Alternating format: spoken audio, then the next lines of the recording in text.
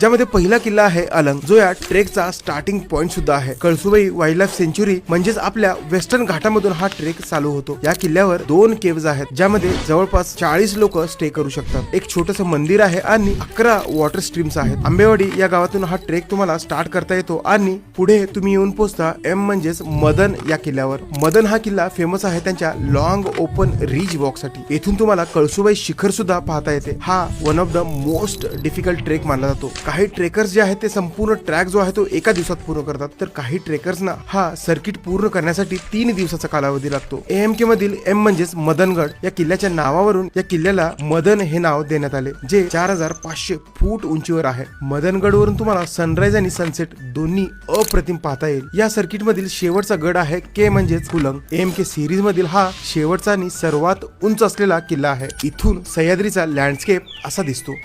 ज्यांना ॲडव्हेंचर पसंत आहे